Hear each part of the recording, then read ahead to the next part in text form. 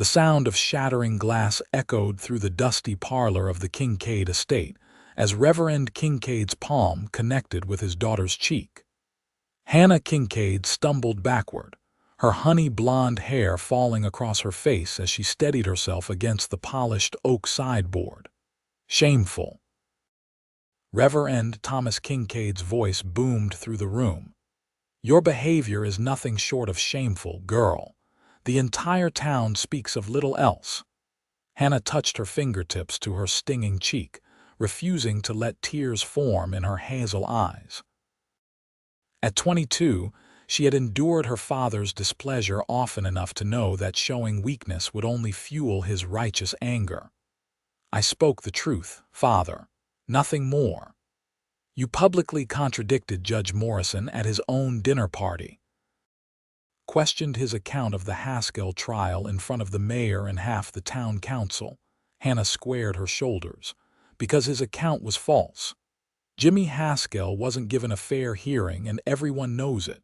The judge claimed, enough.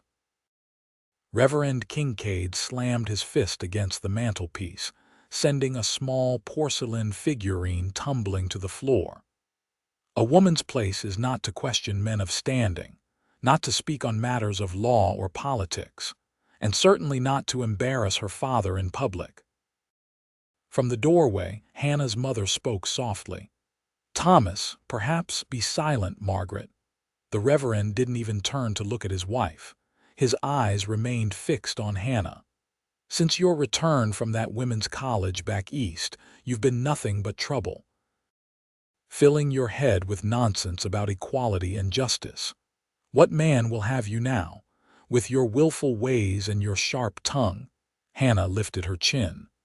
Then perhaps no man shall have me, Father. I'd rather speak honestly than lie silently in falsehood. The Reverend's face darkened to a dangerous shade of purple. Pack your things. You're going to stay with your aunt in Denver until you learn proper feminine restraint. Aunt Cordelia is 84 and can barely stand, Hannah protested. Which will give you ample opportunity to demonstrate Christian charity through service. His tone left no room for argument. The stage leaves tomorrow at dawn. I've already sent word. Hannah turned away, her skirts rustling against the polished floorboards as she headed for the staircase. Behind her, she heard her father's final pronouncement. And perhaps while you're there, you'll remember that honesty without propriety is nothing but vanity and pride. The year was 1878, and in the town of White Rock, Wyoming territory, a woman's reputation was as fragile as spring ice. Hannah knew her father's words would follow her, but she couldn't regret speaking truth, even as she climbed the stairs to pack for her exile. Dawn painted the Wyoming sky in shades of amber and gold as Hannah stood beside the stagecoach, her carpetbag clutched tightly in her gloved hands. Her mother had embraced her briefly before retreating back to the house, unwilling to face her husband's displeasure. Reverend Kincaid himself hadn't bothered to see her off, claiming early morning church duties required his attention. Last call for Denver. The stagecoach driver shouted, securing the final pieces of luggage to the roof. Hannah took a deep breath and stepped forward just as hoofbeats thundered down the street. A rider approached at a gallop, dust swirling behind him. Hold the stage. The man called out, reining in his chestnut stallion beside the coach. Hannah recognized him instantly. Bryce Northwood, foreman at the Rockingham Ranch outside of town. Tall and broad-shouldered, with sandy brown hair and eyes the color of summer sky. He was known for his fair dealings and steady hand with both horses and men. Mr. Northwood, the driver tipped his hat. You heading to Denver too? No, Jim. Bryce dismounted in one fluid motion. I need to speak with Miss Kincaid. Hannah felt heat rise to her cheeks. She'd only spoken to Bryce Northwood a handful of times, usually at town gatherings. He'd always been polite, but distant as most men were with the Reverend's opinionated daughter. Whatever you have to say, Mr. Northwood, please be brief. The stage is leaving. Bryce stepped closer, lowering his voice. Don't get on that stage, Miss Kincaid. Hannah blinked in surprise. I beg your pardon. There's been trouble on the trail. The Hammond gang hit a stage 2 days ago near the crossing at Eagle Creek. 3 passengers dead. The driver nodded grimly. He's right, miss. Word came in late last night. We're still going, but it ain't without risk. Hannah's hand tightened on her carpetbag. My father has arranged for me to stay with my aunt. I have no choice. Bryce's blue eyes held her steadily. There's always a choice. I came as soon as I heard you were leaving. You heard about me? Hannah asked, confusion evident in her voice. The whole town's talking about what happened at Judge Morrison's dinner. A small smile touched his lips. About how the Reverend's daughter stood up and called the judge a liar to his face. Hannah winced. That's not precisely what happened. No, Bryce agreed. From what I hear, you were a sight more eloquent. Said the judge had misrepresented the facts to soothe his conscience while an innocent man suffers. Heat climbed Hannah's cheeks. Jimmy Haskell didn't steal that horse. Everyone knows he was working at the Miller farm when it happened, but Judge Morrison wouldn't allow the alibi witnesses to testify. I know. I tried to speak up for him myself. Hannah studied him with newfound interest. You did. Jimmy worked for me last spring. He's no thief. Bryce glanced at the waiting stagecoach. Miss Kincaid, I'm offering you an alternative to this journey. The Rocking M needs a schoolteacher. Our last one left to get married 2 months ago. Hannah's mouth fell open slightly.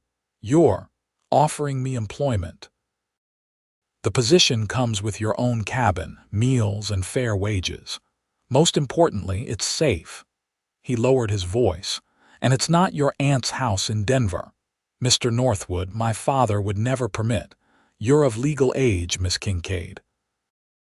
And I believe you mentioned something about speaking honest truth rather than living in falsehood. His eyes twinkled with something that might have been admiration.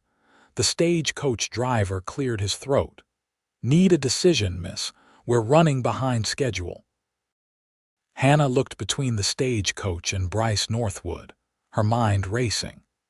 To defy her father so openly would mean burning bridges she might never rebuild. But the alternative months or even years under her aunt's strict surveillance seemed suddenly unbearable. The children would start lessons on Monday, Bryce added quietly. There are 12 of them, ages 6 to 15. They need someone who values truth. Those words decided her. Hannah turned to the driver. Please remove my trunk, sir. I won't be traveling to Denver after all. The driver shrugged and climbed up to retrieve her luggage while Bryce's face broke into a warm smile. You won't regret this, Miss Kincaid. I expect my father might disagree with that assessment, Hannah replied, watching as her trunk was lowered to the ground. Bryce lifted the trunk easily onto his shoulder. I'll secure this to my horse. Can you ride, or should I send for the ranch wagon? I can ride, Hannah assured him, though her stomach knotted with anxiety. What was she doing? Accepting employment from a man she barely knew, defying her father's explicit instructions. Yet something about Bryce Northwood's straightforward manner gave her confidence.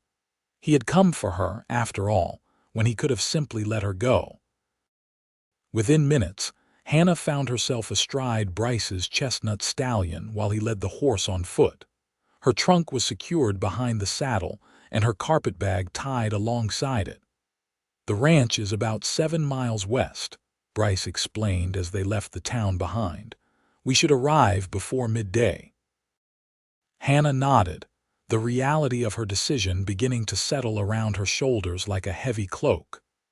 Mr. Northwood, I should warn you. My father will not accept this change of plans easily. When he discovers where I've gone, let me worry about the Reverend, Bryce interrupted gently. The decision was yours to make and you made it. That shows courage. Or foolishness, Hannah murmured. "There's a fine line between the two, I suspect."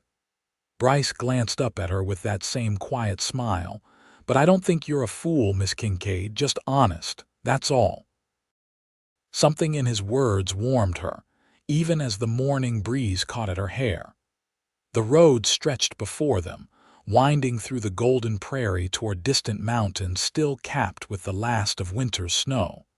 Hannah Kincaid had never disobeyed her father before, not like this. But as White Rock disappeared behind them, she couldn't help feeling that perhaps she was finally heading in the right direction. The Rockingham Ranch sprawled across a verdant valley nestled between rolling hills. As they crested the final rise, Hannah caught her breath at the sight. A large main house of hewn logs stood proudly in the center, surrounded by a bunkhouse, barns, corrals, and several smaller cabins. Cattle grazed on the distant meadows while closer to the buildings, horses milled in paddocks. "It's beautiful," she said softly. "Been in the Miller family for 3 generations," Bryce explained. "Old Mr. Miller passed 2 years ago. His son Edward runs it now with his wife Sophia. Good people. And they approved hiring me, just like that. I sent one of the boys riding ahead while I came to town. They trust my judgment." Something in his tone suggested this trust hadn't come easily. Besides, they've been worried about the children falling behind without proper schooling. As they approached the ranch, Hannah noticed a small building set apart from the others, with a crude wooden sign reading "School" hanging above its door. "That will be your domain," Bryce nodded toward it. "It's not fancy, but it's solid. Your cabin is the one just beyond it."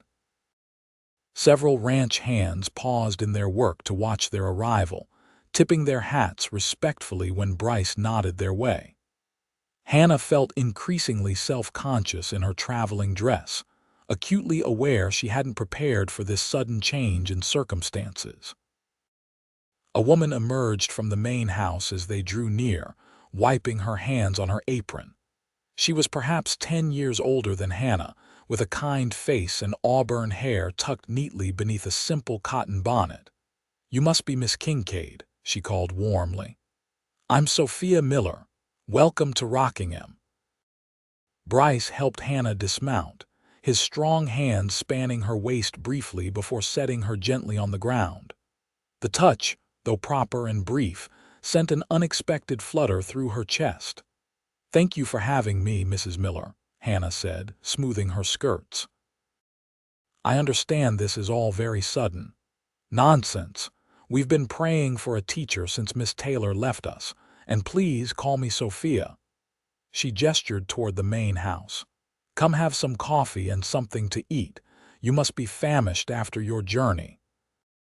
"I'll get your trunk to your cabin," Bryce offered, already untying it from his horse. "Thank you, Mr. Northwood." Hannah hesitated, suddenly uncertain now that they'd arrived. "For everything." His blue eyes met hers briefly. "Just doing what's right, Miss Kincaid."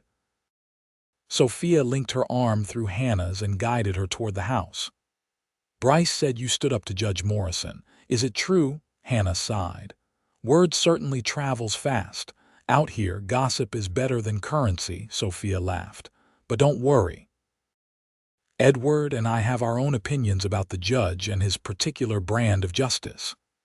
Inside, the Miller home was comfortable and well-appointed, with polished wood floors and sturdy furniture.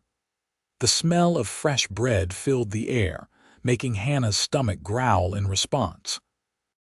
Edward Miller proved to be as welcoming as his wife, a tall, steady man with kind eyes and a firm handshake. "Miss Kincaid, we're mighty pleased to have someone of your education joining us. Bryce speaks highly of you." Hannah blinked in surprise. "He hardly knows me, Mr. Miller." "Call me Edward.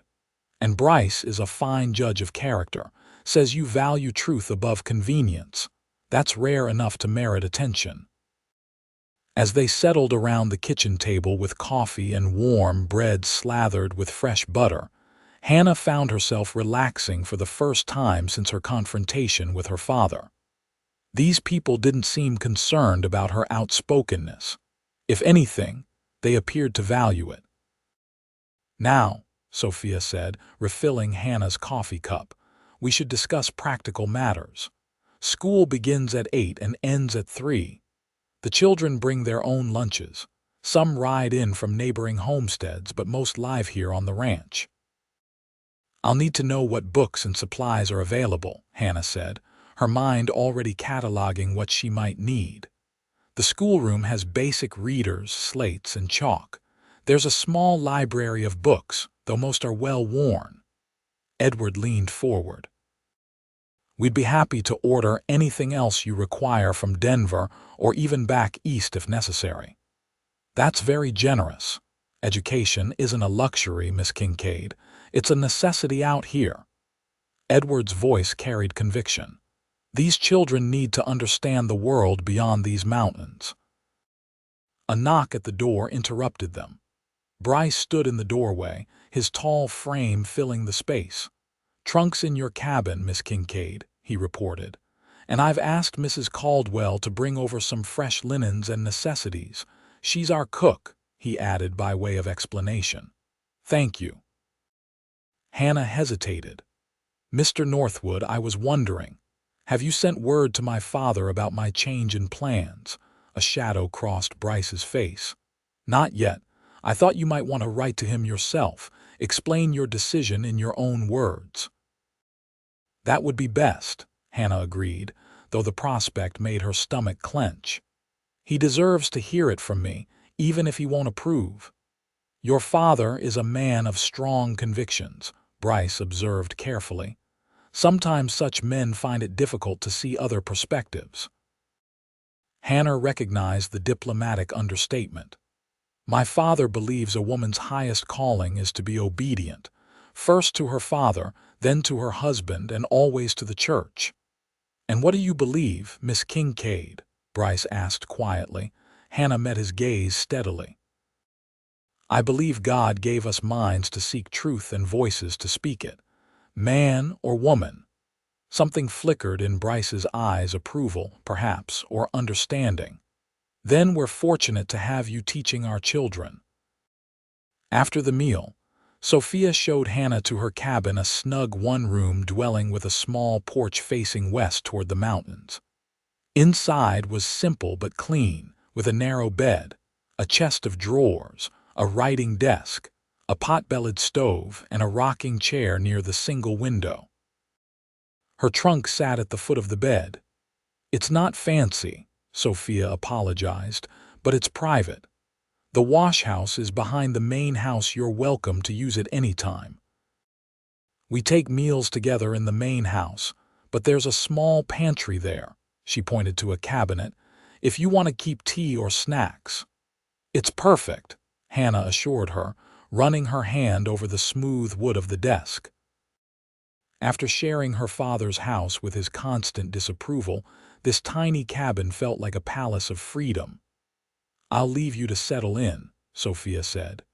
"Supper's at 6. Oh, and Hannah, don't fret too much about your father. Men often come around once they see you're determined." Hannah offered a smile she didn't feel. "My father isn't most men, I'm afraid." "Neither is Bryce Northwood," Sophia replied with a knowing look. "He rode out at dawn when he heard you were leaving town. Never seen him move so fast for anyone." Before Hannah could respond to this surprising revelation, Sophia departed, leaving her alone with her thoughts and the growing realization of just how dramatically her life had changed in the space of a single morning. Hannah spent the afternoon unpacking her few belongings and exploring the schoolhouse. The single-room building held rows of rough-hewn desks, a larger teacher's desk at the front, and a blackboard mounted on the wall. Bookshelves lined the back, holding the promised readers and a modest collection of other volumes: Shakespeare, Dickens, a tattered encyclopedia set, and various primers and mathematics texts. She was making an inventory of supplies when she heard footsteps on the wooden porch. Bryce stood in the doorway, his tall frame silhouetted against the late afternoon sun. "Settling in all right?" he asked, stepping inside and removing his hat. "Yes, thank you. Just familiarizing myself with what's available." Hannah gestured to her list. "I may need to request some additional materials." "Whatever you need. The Millers are serious about education." He moved to stand beside her at the teacher's desk, close enough that she could smell leather and sunshine on him. "Some of these kids have never been off the ranch. Books are their window to everywhere else." Hannah nodded, suddenly aware of how his presence filled the small room. "Mr. Northwood, Bryce, please, out here we're not much for formality." "Bryce," she corrected, finding the name felt natural on her lips. "I've been meaning to ask. Why did you come for me this morning?" "Truly," he studied her for a long moment, his blue eyes thoughtful. "When I heard what happened at the judge's dinner, I admired your courage. Then when word spread that the Reverend was sending you away." He shook his head. "Seemed wrong, punishing someone for speaking truth. Many would say I was being improper, not truthful. Maybe." A slight smile touched his lips, "but I'd rather have improper truth than proper lies any day." Hannah felt something warm unfurl in her chest at his words. "Still, it was a considerable risk. My father isn't someone who forgives easily. Some things are worth the risk." Bryce's gaze held hers for a beat longer than was strictly proper, then he cleared his throat and gestured to the schoolroom. "I should let you get back to your inventory. The children are excited to meet you tomorrow.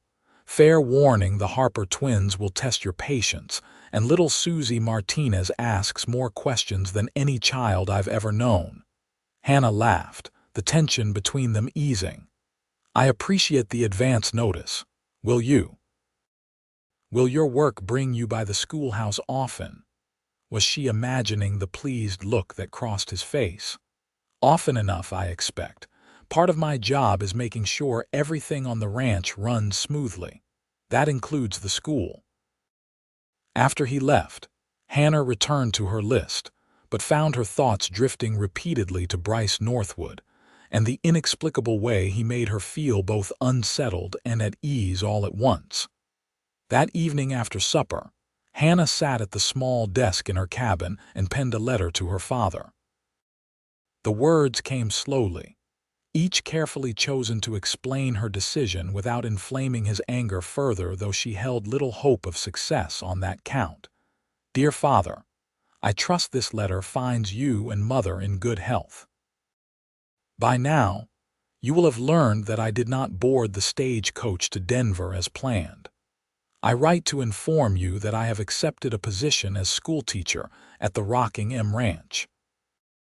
Before you condemn my decision, please understand that I was informed of dangerous outlaw activity along the Denver stage route.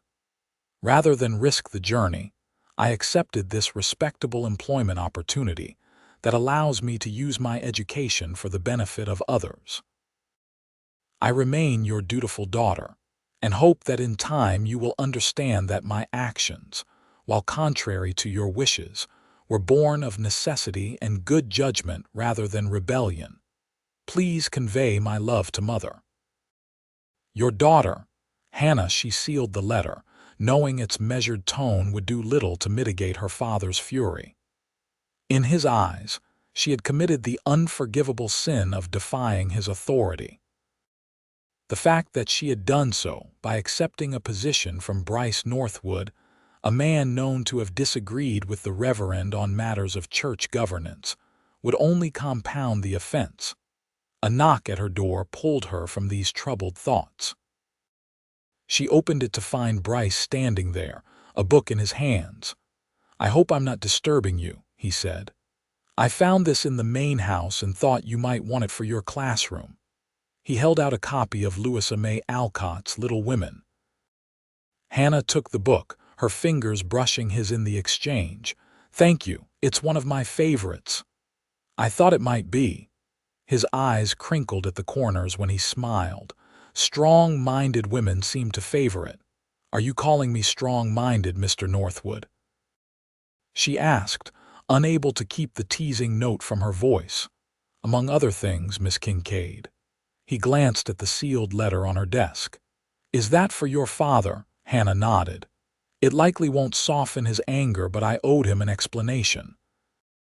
I'll make sure it gets to town with tomorrow's supply wagon. He hesitated, then added, whatever comes of it, you have friends here. Remember that. The simple assurance meant more than he could know. Thank you, Bryce. He tipped his hat and turned to go, then paused. The children will be here at 8 sharp. Best get some rest. Good night, then. Good night, Hannah.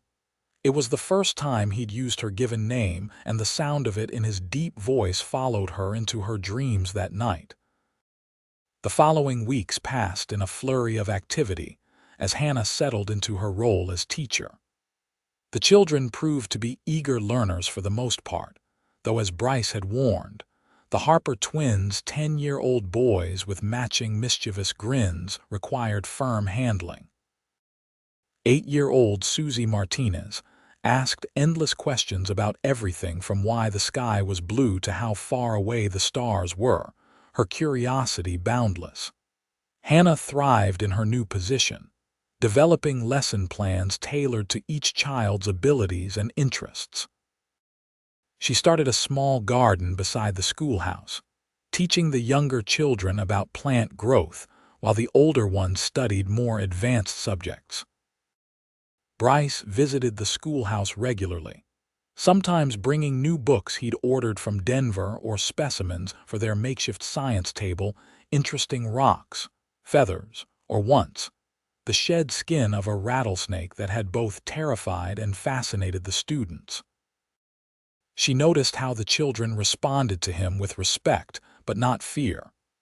The boys clearly admired him, while the girls giggled behind their hands when he entered the room. Hannah understood their reaction all too well. She found herself increasingly aware of his presence, the way his eyes sought hers across a room, how he listened intently when she spoke. One evening in late May, Hannah was grading arithmetic papers on her cabin porch when Bryce approached, leading his horse. "Evening, schoolmarm," he called, his voice warm with teasing. "Hard at work as usual." "These sums won't mark themselves," she replied, setting aside her work as he tied his horse to the porch rail. "You're back late from town. Had some business that took longer than expected." He climbed the steps and leaned against the porch post, crossing his arms over his chest. Something in his posture made Hannah sit straighter. "What is it?" "I ran into your father outside the mercantile." Hannah's heart thudded painfully. "What happened?" "Nothing pleasant." Bryce's jaw tightened. "He demanded to know where you were. Said I had no right to interfere in family matters." "What did you say?" "That you were a grown woman who had made her own decision, that you were doing good work here, respected by everyone." His eyes met hers. He didn't take it well. Hannah sighed, setting aside her papers. "I'm not surprised." "Did he threaten to come for me?" "He said you'd made your choice and were no longer welcome in his home." Bryce's voice gentled. "I'm sorry, Hannah." She had expected as much, but the confirmation still stung. "It's not your fault. My father and I have been at odds since I returned from college." This was merely the final break. "There's more." Bryce moved to sit beside her on the porch step. "He's been telling people in town that you've compromised your reputation by living here unchaperoned." Heat flooded Hannah's cheeks. "That's absurd. I have my own cabin and the Millers I know." But small-town gossip spreads faster than prairie fire. He ran a hand through his hair, a gesture she'd come to recognize as a sign of frustration. "Sophia suggested. Well, she thought perhaps you should take meals at the main house more regularly, be seen with her and Edward in town occasionally." "To protect my reputation." Hannah couldn't keep the bitterness from her voice, because a woman who speaks her mind must be beyond reproach in all other areas. "It's not fair," Bryce agreed quietly, "but it's the world we live in." They sat in silence for a moment, watching as dusk settled over the ranch, painting the mountains in shades of purple and gold. A cool breeze stirred Hannah's hair, carrying the scent of sage and distant rain. "There's something I've been meaning to ask you," Bryce said finally. "That day at Judge Morrison's dinner, what exactly did you say?" Hannah looked down at her hands. The judge was recounting the Haskell trial, making himself the hero of the story. He claimed Jimmy had confessed, which was an outright lie. When everyone nodded along, I couldn't stay silent. "So you called him a liar to his face?" There was admiration in Bryce's voice. "Not those exact words. I said his recollection contradicted the facts as witnessed by several reliable sources, myself included. I said the court transcript would show Jimmy maintained his innocence throughout." Hannah shook her head at the memory. Judge Morrison turned purple. He said I was overwrought and confused by legal complexities beyond a woman's understanding. Bryce made a disgusted sound. "The man's a pompous fool." "A pompous fool with power," Hannah corrected. "That's what infuriated me most, watching him rewrite history, while knowing Jimmy Haskell sits in territorial prison for a crime he didn't commit." "Jimmy has friends working to get his case reopened," Bryce said, his hand moving to cover hers briefly. "The truth will come out eventually." "I hope so." She turned to look at him directly. "You never told me why you care so much about Jimmy's case." A shadow crossed Bryce's face. "Let's just say I understand what it means to be judged unfairly." Before Hannah could press for more details, a shout came from the direction of the bunkhouse. One of the ranch hands was waving frantically. "Fire!" the man yelled. "The North Hay barn." Bryce was on his feet instantly. "Stay here," he told Hannah, then vaulted over the porch rail and ran toward his horse. Hannah ignored his instruction, gathering her skirts and following as Bryce galloped toward a plume of smoke rising from behind the main house. By the time she reached the scene, men were already forming a bucket line from the well to the barn, where flames licked hungrily at the dry timber. "Get the horses out," Edward Miller shouted, leading a panicked mare from the adjoining corral. Hannah joined the women who were pumping water from the well and filling buckets. Her arms ached with the effort, but she worked steadily, watching as Bryce and the other men battled the blaze.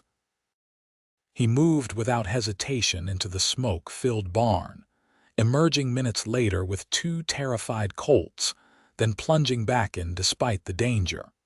For nearly 2 hours they fought the fire, finally bringing it under control as the moon rose over the ranch. The barn couldn't be saved, but they'd managed to protect the surrounding buildings and rescue all but one horse, a tragedy that weighed heavily on everyone. Hannah found Bryce sitting on an overturned bucket near the smoldering remains, his face and clothes blackened with soot. Without a word, she handed him a dipper of water from the bucket she carried. He drank deeply, then looked up at her with exhausted eyes. "Thought I told you to stay at your cabin." "You did. I chose not to listen." A tired smile tugged at his lips. "Stubborn woman." "Honest woman," she corrected, offering him a damp cloth to wipe his face. "That's all." Something flickered in his eyes at her words, a recognition, perhaps, or a memory. "You could have been hurt. So could you." Her voice caught as she took in his soot-stained appearance and the angry red burn on his forearm. "You were reckless, going back into that barn so many times. Couldn't let the animals die." He winced as she gently dabbed at his burned arm with the cloth. "It's not bad. It needs proper cleaning and bandaging." Hannah helped him to his feet. "Come to my cabin. I have a first aid kit." If anyone thought it improper for Hannah to tend to Bryce's injuries in her cabin, no one said so. The emergency had temporarily suspended the usual social constraints, allowing Hannah to clean his burn with carbolic solution and wrap it in clean linen while he sat at her small table. "You've done this before," he observed as she tied off the bandage with practiced efficiency. My mother taught me basic nursing. She believes every woman should know how to tend injuries. Hannah put away her supplies. How did the fire start? Lantern knocked over, most likely. We'll investigate more thoroughly tomorrow. He flexed his arm carefully. Thank you for this. It's nothing. She hesitated, then added, You were brave tonight. Just doing what needed doing. He stood, suddenly seeming very tall in her small cabin. I should go. People will talk. People always talk, Hannah replied with a wry smile. Isn't that what we've established? Bryce studied her face for a long moment, his expression unreadable in the lamplight. Good night, Hannah. Good night, Bryce. After he left, Hannah sat in her rocking chair, gazing out at the moon-silvered landscape. She realized with a start that she hadn't thought about her father's disapproval once during the entire fire emergency. Instead, her thoughts had been filled with concern for Bryce, watching him risk himself repeatedly to save the ranch's animals. The realization unsettled her. In the 6 weeks since coming to Rockingham, she had developed feelings for Bryce Northwood that went well beyond gratitude or friendship. Feelings that, given her precarious position and damaged reputation, she had no business harboring. Yet as she prepared for bed, Hannah couldn't help remembering the way Bryce had looked at her in the schoolhouse, or how his hand had felt covering hers on the porch. For the first time in her life, she understood why women in novels did foolish things for love, a thought that both thrilled and terrified her in equal measure. June brought scorching heat to the valley, turning the schoolroom into a sweltering box by midday. Hannah took to holding classes under the sprawling cottonwood trees near the creek, where cool breezes provided relief from the punishing sun.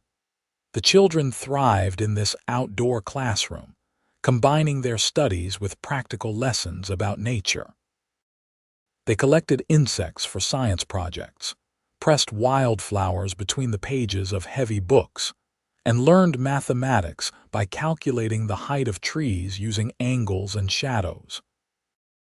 One particularly hot afternoon, Hannah dismissed the children early and remained by the creek, her shoes and stockings removed as she cooled her feet in the rushing water.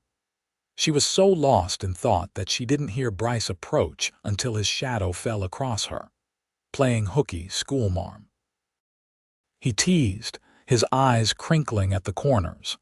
Hannah didn't bother to withdraw her feet from the creek or appear embarrassed at her informal state. Even teachers deserve mercy on days like this. Bryce chuckled and lowered himself to sit beside her on the bank, removing his hat and wiping his brow. Can't argue with that. Thought you might like to know Jimmy Haskell's getting a new hearing. Hannah turned to him in surprise. Truly, how? Judge from Cheyenne is coming next month.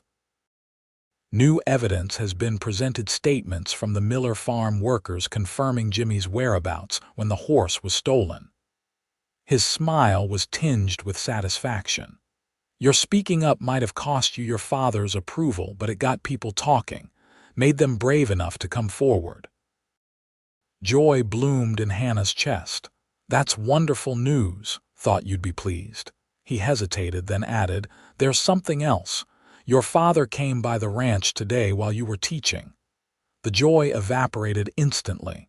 What did he want? To speak with you. Edward told him you were in class and couldn't be disturbed. Hannah's hands twisted in her lap. Did he leave a message? Just that he expects you at Sunday services. Said your absence is being remarked upon. Bryce studied her profile. You don't have to go. Yes, I do. She sighed, lifting her face to the sun. Hiding away only confirms the gossip. Besides, I've done nothing wrong. Why should I act as though I have? Pride and admiration mingled in Bryce's expression. I'll ride in with you if you'd like. Thank you, but I think it's better if I face this alone. She pulled her feet from the water and began drying them with her handkerchief. Though I admit, I'm not looking forward to it. You're braver than you give yourself credit for, Hannah Kincaid. There was something in his voice that made her look up sharply, catching an expression in his eyes that sent warmth spreading through her chest. Before she could respond, they were interrupted by the sound of approaching horses. Edward Miller and 2 ranch hands appeared around the bend in the creek, riding hard. "Bryce," Edward called. Cattle rustlers hit the north pasture. Johnson's boys saw them driving about 30 head toward the mountains. Bryce was on his feet instantly. "How long ago?" "Less than an hour." "We can catch them before they reach the pass if we ride now." Bryce nodded grimly. "I'll get my rifle." He turned to Hannah. "Stay close to the main house until we return." "Be careful," she said, not bothering to hide the concern in her voice. His eyes held hers for a brief moment. "Always am." Hannah watched them ride out, 6 men armed with rifles and determination. Cattle rustling was a hanging offense in Wyoming territory, and confrontations with thieves often turned deadly. Fear knotted in her stomach as she gathered her things and headed back toward the ranch buildings. Sophia and the other ranch women were waiting anxiously when Hannah arrived. "The men have gone after rustlers," Sophia explained, her face tight with worry. "It could be the Delaney gang. They've been operating in these parts for months." "Is there anything we can do?" Hannah asked. "Pray," Sophia replied simply, "and be ready with bandages and hot water if they're needed." The day stretched endlessly as they waited for news. Hannah helped prepare a meal that went largely untouched, then joined the others in the main house parlor, attempting to distract themselves with mending and quiet conversation. As darkness fell, their anxiety increased. "They should have been back by now," Sophia said, moving to the window for the 100th time. Hannah was about to offer some reassurance when the sound of approaching horses reached them. The women rushed to the porch, straining to see in the gathering darkness. 4 riders appeared, moving slowly. Then Hannah's heart stopped as she realized they were supporting a 5th man slumped in his saddle. "Edward!" Sophia cried, running toward them, but it wasn't Edward who was injured. As they drew closer, Hannah recognized Bryce's broad shoulders and sandy hair, his head hanging forward as one of the hands kept him from falling. "He's been shot," Edward called as they reached the house. "Through the shoulder. Clean exit wound, but he's lost blood."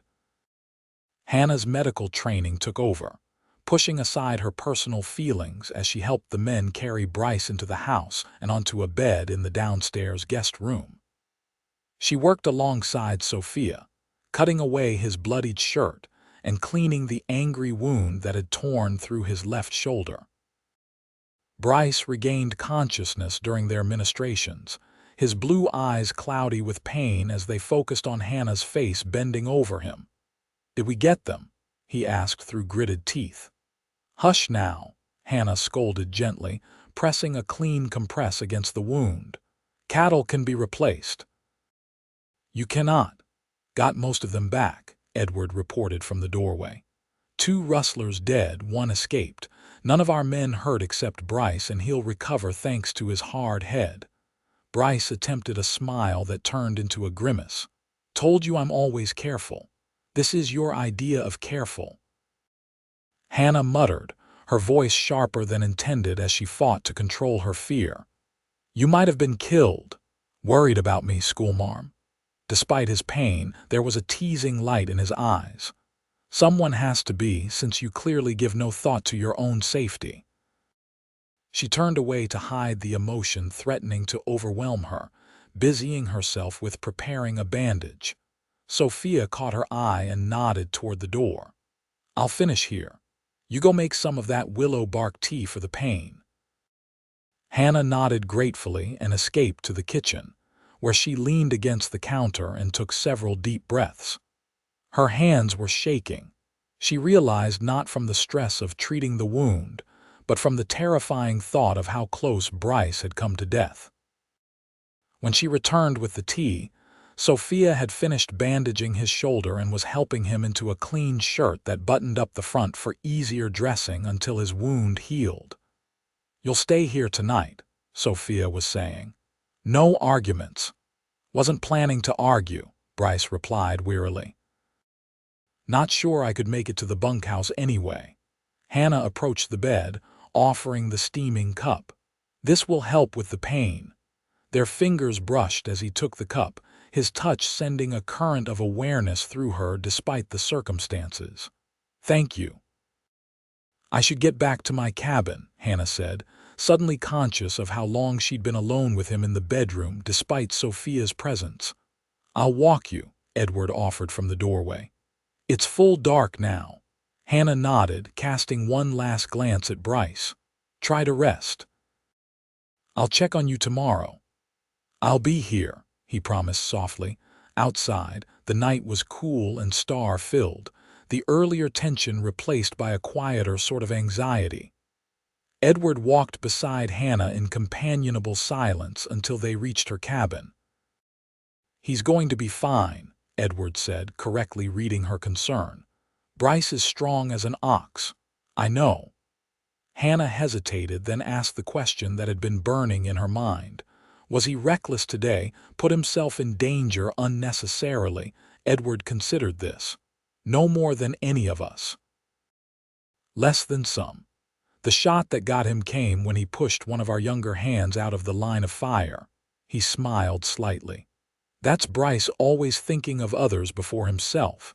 The knowledge only increased Hannah's confused emotions. "Thank you for walking me back." "Sleep well, Hannah. And don't worry too much. It takes more than one bullet to keep Bryce Northwood down." But sleep eluded her that night as Hannah replayed the events of the day, confronting the uncomfortable truth she'd been avoiding for weeks. She was falling in love with Bryce Northwood, a man who might not return her feelings and whose life regularly placed him in danger.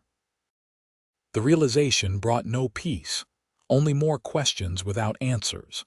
Sunday arrived clear and warm, with Hannah dressed in her best blue calico dress and matching bonnet for the ride into town. Despite offers from the Millers to accompany her, she chose to drive herself in the small, buggy Bryce normally used for ranch errands. Bryce himself was confined to the house, his wound healing well but still painful enough to limit his movements. He'd watched with evident concern as Hannah prepared to leave. "You don't have to do this today," he'd said. "Give it another week." "Delaying only makes it worse," she'd replied with more confidence than she felt. "Besides, I've done nothing wrong. Why should I hide?" Now, as she tied the horse outside the white clapboard church where her father had preached for 15 years, Hannah wished she'd accepted the Millers' offer of company. Nearly everyone in town had arrived for the service, and she could feel their eyes on her as she smoothed her skirts and climbed the steps. Hannah Kincaid, Mrs. Peterson, the milliner's wife, was the first to approach. "We'd heard you'd taken a position out at Rockingham. How? Interesting." The woman's tone suggested interesting was a poor substitute for scandalous. "It's been very rewarding," Hannah replied evenly. "The children are eager learners." "I'm sure they are." Mrs. Peterson's eyes gleamed with barely concealed curiosity. "And how do you find living so independently?" "I find it suits me quite well," Hannah said, keeping her voice pleasant but firm. "If you'll excuse me, I should find my seat." Inside, the church was already crowded, the familiar sense of lemon polish and hymn books bringing a wave of nostalgia. Hannah had grown up in this church, watching her father preach from the pulpit each Sunday. Now she felt like an outsider, aware of the whispers and glances that followed her progress down the aisle. A hand touched her arm. "Hannah, dear." Her mother's soft voice almost undid her composure.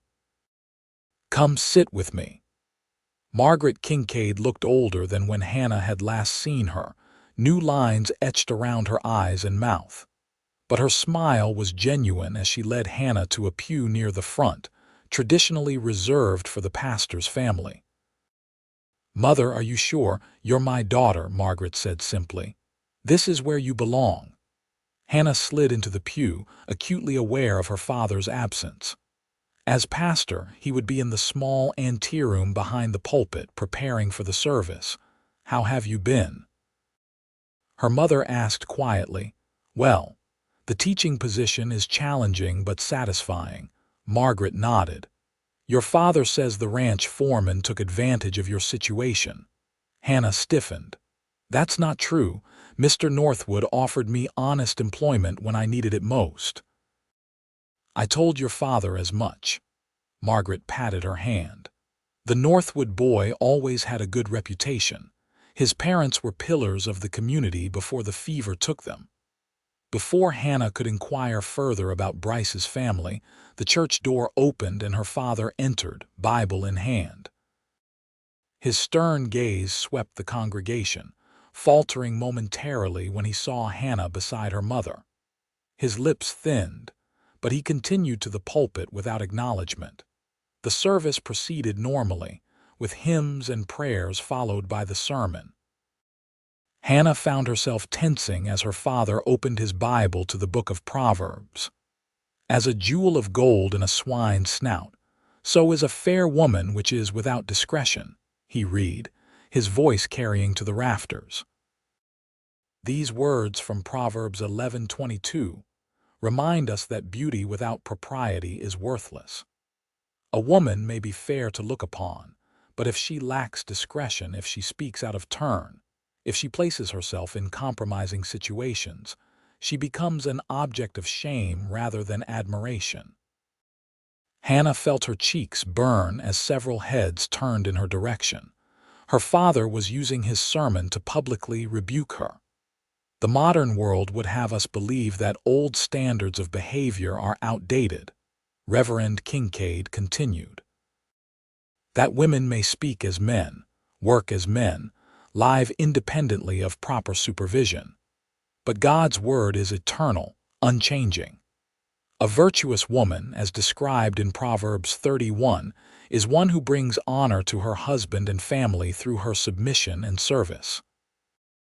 Margaret's hand closed over Hannah's, offering silent support even as her husband continued his thinly veiled condemnation. Hannah sat straight-backed, refusing to show how deeply his words cut her. When the final hymn was sung and the congregation dismissed, she remained in her seat, knowing her father would expect to speak with her.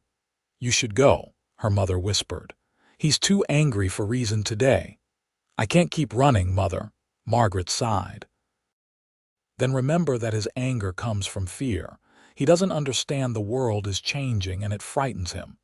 As the church emptied, Reverend Kincaid approached, his expression severe. "Hannah." "Father." She rose to greet him, keeping her voice steady. "I see you received my message." "Yes." "I thought it important to attend services. Important for your reputation, perhaps." His tone was cutting. "Though I fear that may be beyond salvaging." "Thomas," Margaret began, but he silenced her with a look. "Is this how you repay years of guidance and care? By publicly defying me? Taking up residence at that ranch with no proper chaperone?" Hannah felt a familiar anger rising within her. "I live in my own cabin and teach children to read and write. There is nothing improper about my situation. You live under the authority of a single man with a questionable reputation. Mr. Northwood has been nothing but respectful, and the Millers provide more than adequate supervision." Hannah fought to keep her voice even. "Father, I'm 22 years old. I'm educated. I'm earning my own living honorably. There is no honor in disobedience." His voice rose enough that the few remaining parishioners turned to look. "You have chosen your path, Hannah. Until you repent of this willfulness and return home, you are no daughter of mine." The words struck like physical blows, though Hannah had half expected them. "I'm sorry you feel that way." "Thomas, please," Margaret pleaded. "She's our only child." "She has made her choice," the Reverend said coldly. As Joshua said, choose this day whom you will serve. Hannah has chosen the world's ways over God's. I've chosen honest work and speaking truth, Hannah replied, gathering her courage. I don't believe God would condemn me for either. Her father's face darkened. Your pride blinds you to your sin, and yours blinds you to your daughter, Hannah countered quietly. She turned to her mother, embracing her briefly. I should go. Thank you for sitting with me. Visit me, Margaret whispered. Tuesday afternoons he has deacons' meetings. Hannah nodded, then walked down the aisle with her head held high, though her heart was breaking within her. Outside, the bright sunshine seemed a mockery of her inner turmoil.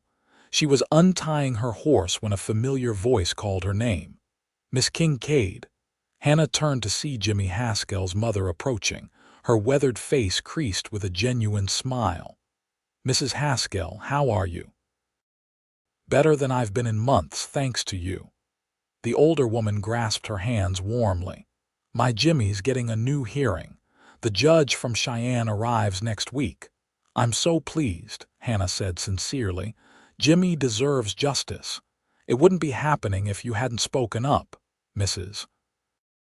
Haskell's eyes were bright with tears. Don't you mind what folks are saying. Some of us know the truth. You're a brave young woman with an honest heart. The simple words of support meant more than the older woman could know, especially coming on the heels of her father's rejection. Thank you. You tell that Bryce Northwood he's done right by you and by Jimmy. He's a good man. Hannah blinked in surprise. You know about Mr. Northwood's involvement? Course I do. He's been working since Jimmy's conviction to get the case reopened. Traveled all the way to Cheyenne twice to speak with the territorial judge. Mrs. Haskell squeezed her hands. Some men talk about justice, others fight for it. Your Mr. Northwood is the second kind. He's not my Mr. Northwood, Hannah corrected automatically, though the words caused an unexpected pang. If you say so, dear. Mrs. Haskell's knowing smile suggested she wasn't convinced. You give him my thanks when you get back to the ranch, and don't you worry about the gossips. Truth has a way of winning out in the end. As Hannah drove back to the ranch, Mrs. Haskell's words mingled with her father's condemnation, creating a storm of emotions she couldn't quite sort through. Bryce had never mentioned his efforts on Jimmy's behalf, had never sought credit for what must have been considerable work. Why would he keep such a thing from her, knowing how much she cared about Jimmy's case? The answer came to her as she crossed the creek near the ranch boundary, because Bryce Northwood wasn't a man who sought recognition for doing what he considered right. He had offered her a job, protected her reputation, worked to free an innocent man, all without expectation of thanks or acknowledgement. It was, Hannah realized with sudden clarity, one of the many reasons she was falling in love with him. The thought stopped her cold, the reality of her feelings impossible to deny any longer.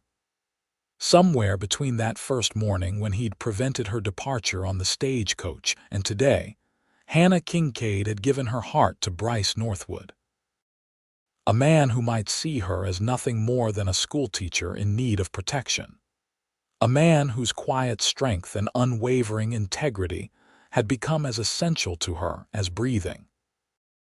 By the time she reached the ranch, Hannah had composed herself enough to present a calm facade, though her thoughts remained in turmoil. She found Bryce sitting on the main house porch, his arm in a sling but his color much improved from the previous day. "You're back earlier than expected," he said, rising to greet her. His eyes searched her face. "How did it go?" "About as well as you might imagine." Hannah tried for a light tone but couldn't quite manage it. "My father used his sermon to publicly shame me, then privately disowned me." Bryce's expression darkened. "I'm sorry, Hannah. I never meant for you to lose your family when I offered you the teaching position. It's not your fault. This breach with my father has been building for years." She sat beside him on the porch swing, suddenly weary.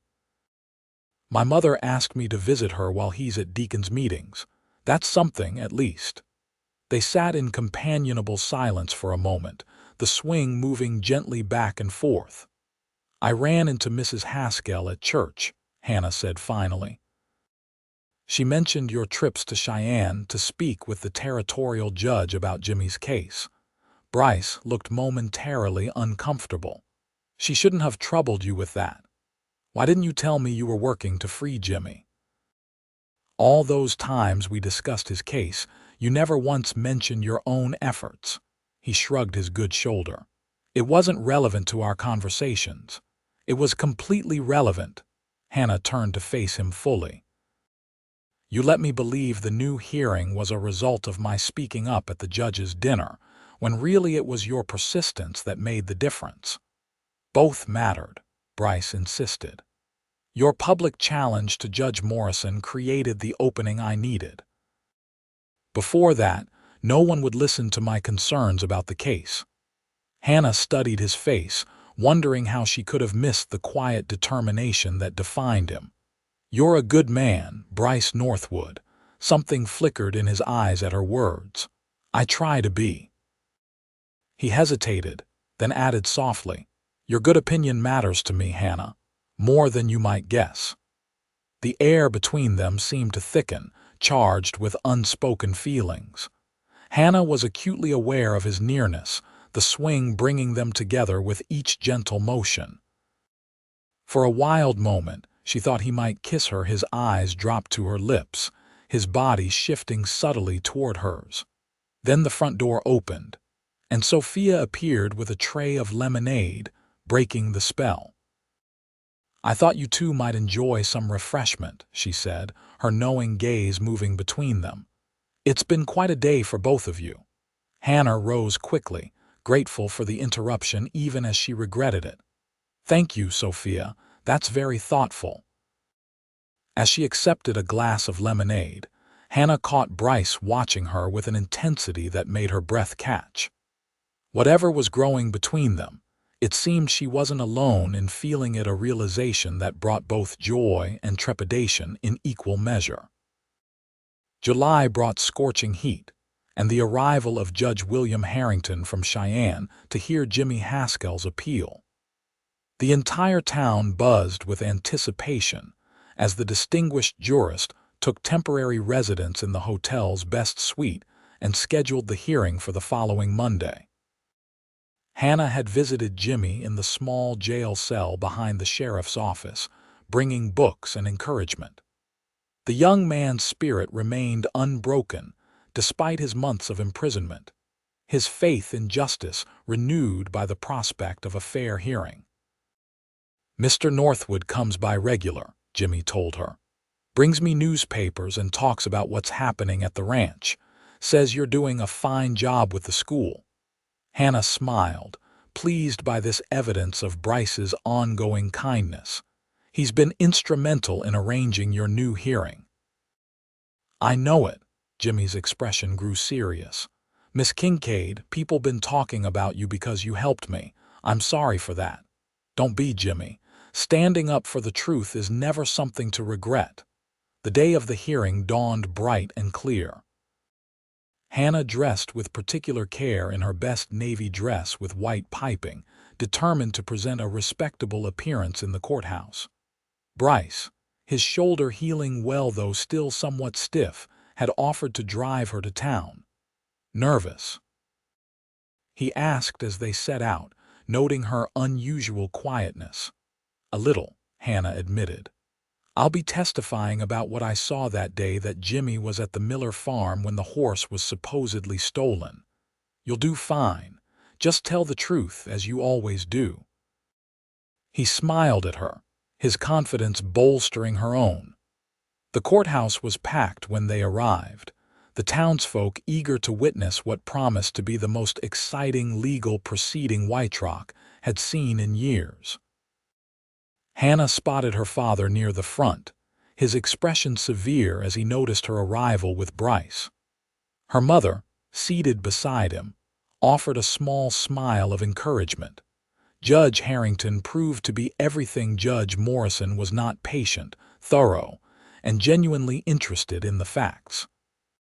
He listened carefully as witnesses testified to Jimmy's presence at the Miller farm throughout the day in question, examining work records and signed statements with meticulous attention.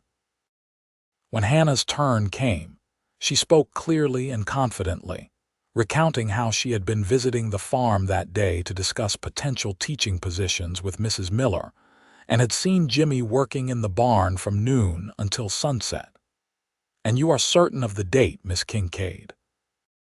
Judge Harrington asked. "Yes, Your Honor.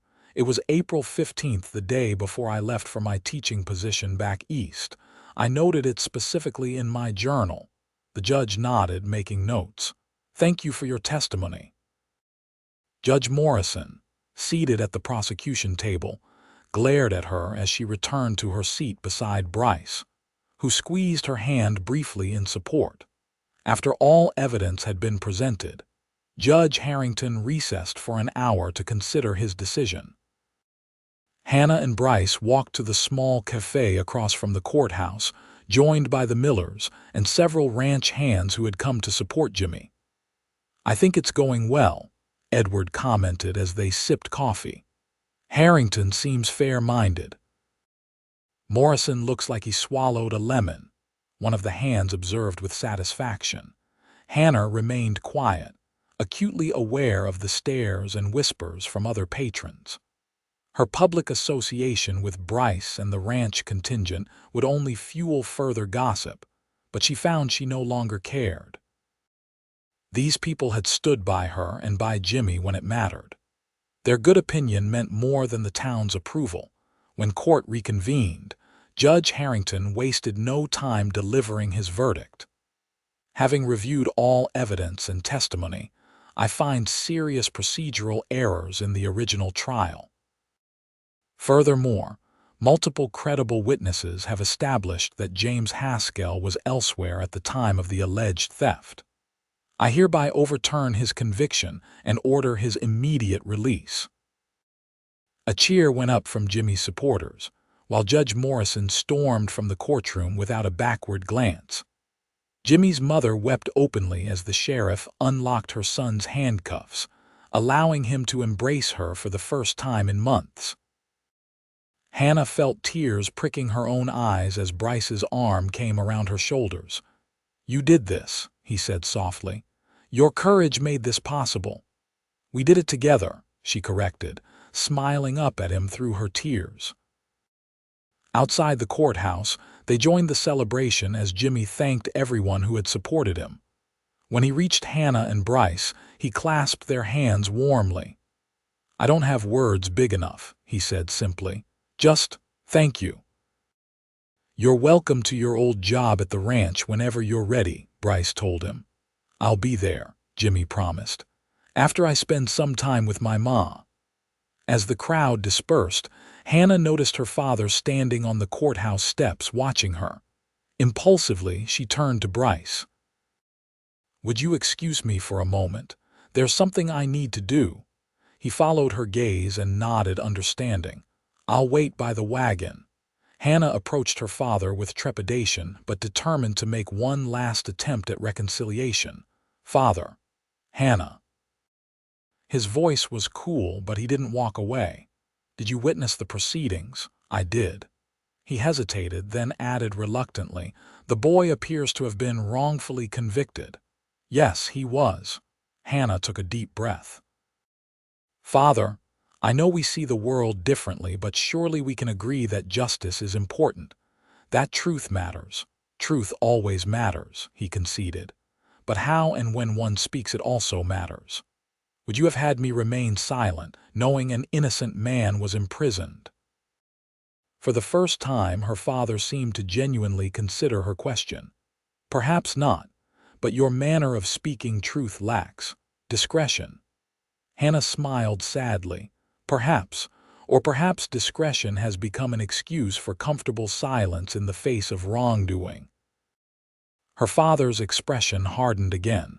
"You still live at that ranch, still associate openly with that man. Mr. Northwood has shown me nothing but respect. He values truth and justice as much as you do, Father, though he expresses it differently. You're not coming home, are you? It wasn't really a question.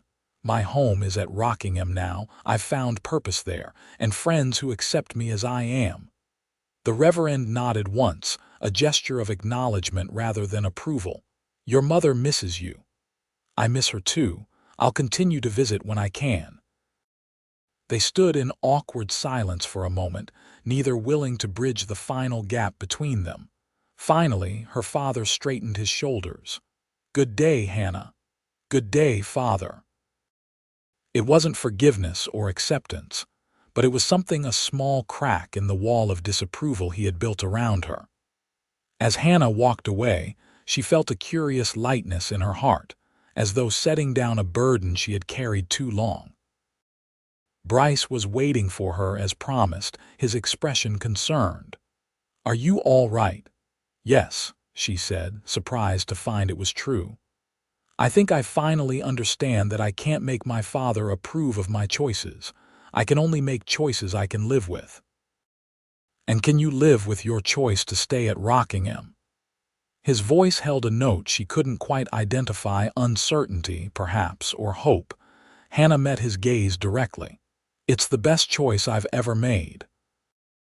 The smile that spread across his face warmed her to her toes, and they drove back to the ranch in a companionable silence that felt more intimate than any conversation. The following weeks brought a new rhythm to ranch life. Jimmy returned to work, his cheerful presence a reminder of justice prevailed. Hannah's school flourished, with 3 new students joining from neighboring homesteads. And Bryce, fully recovered from his wound, began spending more of his free time helping with school projects, building shelves for the growing library, constructing a proper flagpole, and even leading lessons on ranching and animal husbandry.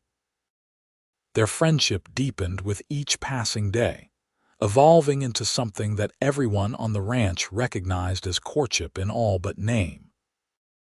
They took evening walks by the creek, attended church together in town, though they sat with the Millers rather than near her father, and engaged in long conversations about books, justice, and their hopes for the future. Yet neither had spoken openly of their feelings, an omission that grew more conspicuous as summer began to wane. On a golden August evening, Hannah sat on her cabin porch, reading a letter that had arrived from her mother. Margaret wrote of small-town happenings and household matters, careful to avoid mentioning her husband's continued disapproval. But the final paragraph caught Hannah's attention. I've noticed Mr. Northwood accompanies you to services each Sunday. He watches you when you're not looking, dear, with an expression I recognize well. Your father looked at me the same way when we were courting. If this young man matters to you, don't let pride or fear keep you from happiness. Life offers few perfect loves. When you find one, grasp it with both hands. Hannah was still pondering these words when Bryce appeared at the edge of her small garden, his hat in his hands. Something about his manner, more formal than usual, made her heart beat faster. Evening, Hannah. I was wondering if you might take a walk with me. She set aside her letter and rose. Of course. Let me get my shawl. They walked in silence toward the creek, the setting sun painting the landscape in shades of gold and amber. Hannah was acutely aware of Bryce beside her, his usual confidence seemingly replaced by an uncharacteristic nervousness. At the large cottonwood where she often held classes, he stopped and turned to face her. Hannah, there's something I've been wanting to say to you, something I should have said weeks ago. Her heart thundered in her chest. Yes. That first morning when I came to stop you boarding the stagecoach, it wasn't just because we needed a teacher. His blue eyes held hers intently. I'd noticed you in town many times before, heard you speak at community meetings, admired your intelligence and courage. You had. Hannah was genuinely surprised. I had no idea. I kept my distance because you were the Reverend's daughter and I knew he disapproved of me. My parents weren't church-going folk, and after they died." He shook his head. "Let's just say your father made it clear he considered me unsuitable company for his daughter. So that day at Judge Morrison's dinner, when I heard what happened, how you'd spoken up for Jimmy, how your father was sending you away, I couldn't let you go without at least offering an alternative." His hand reached for hers, his touch sending warmth up her arm. "And then having you here at the ranch, seeing your strength and kindness every day." He faltered, seemingly at a loss for words. "Yes," Hannah prompted gently, her heart in her throat. "I've fallen in love with you, Hannah Kincaid." The words tumbled out in a rush. "I love your honesty and your courage, your intelligence and compassion, the way you stand firm for what you believe, no matter the cost." He took a deep breath. "I know your father would object. I know people in town still gossip. But if you could consider me, if you might someday return my feelings." Hannah placed her fingers against his lips, stopping his words. "Bryce Northwood, for a man who values honesty, you can be remarkably blind. I've been in love with you since the day you risked yourself to save those colts from the burning barn." Joy blazed across his face, brighter than the setting sun. "Truly, truly." She smiled up at him, her heart too full for more words. His hands came up to frame her face, his touch reverent. "Hannah," he whispered, and then his lips were on hers, gentle at first, then with growing passion as she responded eagerly. When they finally broke apart, both breathless, Bryce rested his forehead against hers. "I don't have much to offer you. Just the promise that I'll spend every day trying to be worthy of your love." "You already are," Hannah assured him. "You're the most worthy man I've ever known." They stood together as dusk deepened around them, caught in a perfect moment of understanding and mutual love. Hannah knew there would be challenges ahead: her father's continued disapproval, the town's lingering gossip, the everyday struggles of ranch life. But with Bryce beside her, those challenges seemed manageable, even welcome as part of the life they would build together. "We should head back," Bryce said reluctantly as the first stars appeared. "People will talk." Hannah laughed, a sound of pure joy. "People always talk. Let's give them something worth talking about." She rose on tiptoe and kissed him again, feeling his smile against her lips. 1 year later, Hannah stood in the small bedroom of their new home, adjusting the lace collar of her best dress. Through the window, she could see guests arriving for the harvest celebration, a tradition at Rockingham Ranch that had taken on special significance this year. "You look beautiful," Bryce said from the doorway, his eyes warm with love and pride. Hannah turned to him with a smile, her hand resting lightly on her swollen belly. "I look enormous, but thank you for the sentiment." He crossed the room to stand behind her, his arms encircling her waist as he placed a gentle kiss on her neck. "The most beautiful woman in Wyoming territory, carrying my child. I'm the luckiest man alive." Their wedding the previous winter had been a small affair at the ranch, with the Millers, ranch hands, and students in attendance. Her mother had come, bringing her father's reluctant blessing if not his presence. The town minister had performed the ceremony in the schoolhouse, decorated with evergreens and candles for the occasion. In the month since, they had settled into married life with surprising ease. Bryce had built them a snug home near the schoolhouse, where Hannah continued to teach while preparing for their first child's arrival. Their evenings were spent in quiet companionship, reading aloud or discussing the day's events, their love deepening with each passing day. The sound of wheels on the drive drew their attention to the window. "Is that," Bryce began, "my parents?" Hannah couldn't keep the surprise from her voice. "Both of them." They watched as Reverend Kincaid helped Margaret from the buggy, then stood looking uncertainly at the house. It was the first time he had visited the ranch since their marriage. "Are you all right?" Bryce asked softly. I can greet them alone if you'd prefer. Hannah shook her head. No, we'll go together. Hand in hand, they walked to the front porch.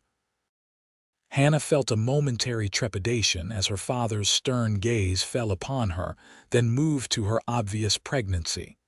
Father, Mother, welcome to our home. Margaret hurried forward to embrace her daughter.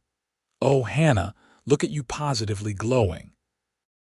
Reverend Kincaid approached more slowly, his expression unreadable. Hannah, Mr. Northwood, sir. Bryce extended his hand. After a brief hesitation, the Reverend took it. You have a fine place here, he acknowledged stiffly. Thank you, we're blessed. Bryce's arm slipped around Hannah's waist. Would you like to see inside before the celebration begins? I would. To Hannah's surprise, her father's voice held genuine interest. As they showed her parents through their home, Hannah watched her father's reactions carefully.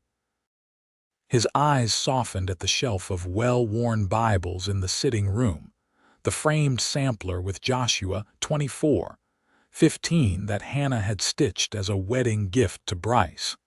The evidence of a home built on faith as well as love. In the small room prepared for the baby, Margaret exclaimed over the handcrafted cradle and colorful quilt, while Reverend Kincaid stood silent, taking it all in. When is the child expected? He finally asked. Late November, Hannah replied, just before Thanksgiving. Her father nodded, then turned to Bryce. You'll take good care of them, my daughter and grandchild. It wasn't a question, but Bryce answered as if it were. With everything I am, sir. Good. The Reverend cleared his throat. Your mother and I, that is, we thought perhaps. If you're amenable. He faltered, clearly uncomfortable. What your father is trying to say, Margaret interjected gently, is that we would like to be part of our grandchild's life, and yours if you'll have us. Tears sprang to Hannah's eyes. Of course we will, always. We have our differences, her father admitted gruffly. But family matters. It wasn't a complete reconciliation, but it was a beginning, a bridge across the chasm that had separated them for so long. Hannah felt Bryce's hand tighten around hers, offering silent support and sharing her joy. Outside, they could hear the sounds of guests arriving for the celebration, laughter and conversation filling the autumn air. Soon, they would join their friends and neighbors to celebrate the harvest and the many blessings of the year past. But for now, in this quiet moment with her husband beside her and her parents finally accepting the life she had chosen, Hannah felt a completion of the journey that had begun that fateful morning when Bryce Northwood had offered her a different path. We should join the others, she said, wiping away a happy tear. As they walked outside together, Bryce leaned close to whisper in her ear. Your father called you shameful once. Now he's come to accept the truth. And what truth is that? Hannah asked, smiling up at him. His kiss was gentle against her temple. That you're honest, Hannah. That's all you've ever been. And that honesty has built us something beautiful. Under the golden light of the setting sun, with new life growing within her and old wounds beginning to heal, Hannah knew he was right. The truth, spoken with love and lived with courage, had indeed created something beautiful, a life, a home, a family. And for that she would be forever grateful.